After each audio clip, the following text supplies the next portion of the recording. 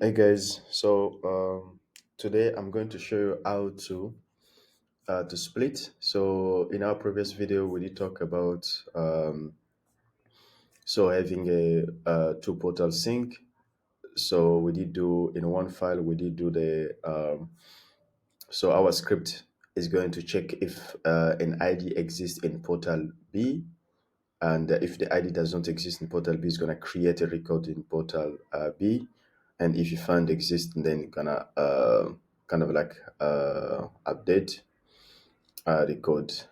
Okay, so we have it like that, but now the way that we're using absolute workflow, so we're gonna have to split those functions. So we're gonna split the workflow. So we're gonna have one workflow for create, one for update, and then one for delete. So to delete a record. So for instance, like here, we have once a record has been created.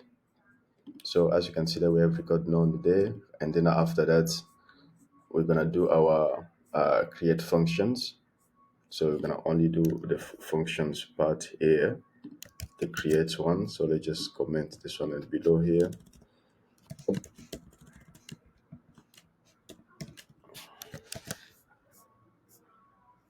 Okay, so now we're going to update the code so that you can focus only on data create. All right, so we have this, that, and then we have, okay, so we have this one here.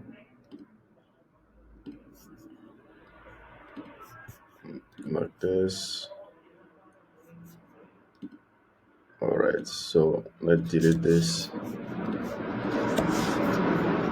So we're gonna only focus on this one here. All right, so now, okay, let's check this one here.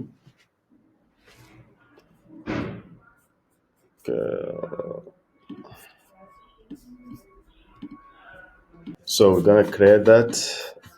So we delete this one here. Okay, so comment. So now what do we have there? Search result. So it's gonna be do search. We're going to search the ID if it exists. But normally we're going to check we're gonna just check to find out if the red ID exists. But in our workflow trigger, so we don't really need to do this one because of our workflow normally is gonna do the work already. So which means that we're going to delete this one. Okay, so now we're gonna have create new record in portal B. So as you can see here, a wait absolute B, and then after that we're accessing the CRM, and then after that we're going to take this property A, and then after that we're gonna create a record in the system there. So we have this one here. And then the portal B stuff is going to help us to just update the ID to the exchange ID between system so that it can help us in our future if you want to kind of like do a update. So this is for the update. So now the second thing now here we're going to do is just to create. So we have that. So now for update, we have something called so I'm gonna just try to do this and delete this. We delete the group. Okay, delete the group. Yeah, so I'm gonna save like this, then click again here. Okay, so we have these three functions here, three enrollment options. So we have when an event occur, do this. When filter creator is made, do this, and then based on the schedule, do that. So as we're going to use this one here, so what we want is property value change to listen to in update. So we're gonna check when the item was modified. So we put the none, and then here let's save, and then after that here we can add a criteria. So a criteria that you can add later, for instance, we're gonna add integration ID. So we want to make sure that the integration ID exists. So in our, so we must make sure that portal B has the ID, and this is known. So this is known already for sure. So just portal B ID. So we're gonna look for portal B. So portal B is known. Okay, we check. Okay, our portal B is known. Okay, so that's where it's gonna to enroll. So now it's gonna listen to an update, and here our script for update is just this one first is just to this is just a kind of like to test if the information did go through. So later, for instance, if our workflow run, so we're gonna get the email notification that the workflow run, and then after that is just to check the code. So now in this code here, we are only having, so we are doing the search if the ID exists. So the portal B, the portal A ID to to the portal A portal B platform is called integration ID. So we have it like that here, as you can see. So we have it. Yeah. So this is the way that we are searching for this. So integrations. We're telling the script go to portal B, and then look for integration ID. So you're gonna look for this ID here, and then once you find, and then after that you do the update. So we have it here.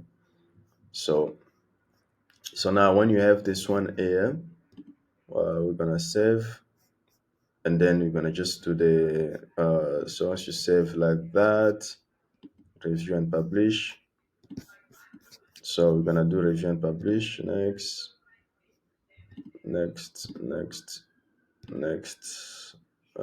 turn on next flow.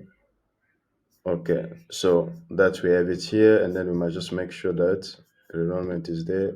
Fine. So now, if you want to later, for instance, test this, so what you have to know is that when you do an update, it takes time.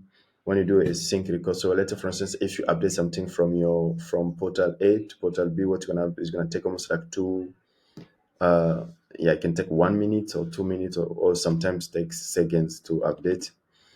uh let's say you can say 800 John Doe. So we just choose this one to update exam 2. So we have exam 2 here. It's like that. So we're gonna find a way first of all to see if we can wait a bit, and then to see what's gonna happen. Yeah, so it takes time for that to update. So oh, sorry, I didn't save here. So we're gonna give it like a few. Yeah, in my already get my message there that yeah, for the email notification already there. Okay, boom, as you can see the edit update. All right, so and then for delete it's just the same thing. It's gonna just listen to that to the changes of the record.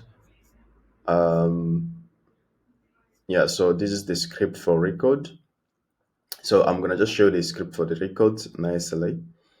uh yeah, this is just the script for record, but for our next video we're going to talk about the test. We're going to test the workflow and then see how it's going to work it out. So yeah, so we're going to do the whole test. So this was first of all just to test to split the workflow, and then after that do the testing. So you can see the testing for update did work there. So next video we're gonna test standalone of create and standalone of delete. All right, thank you so much.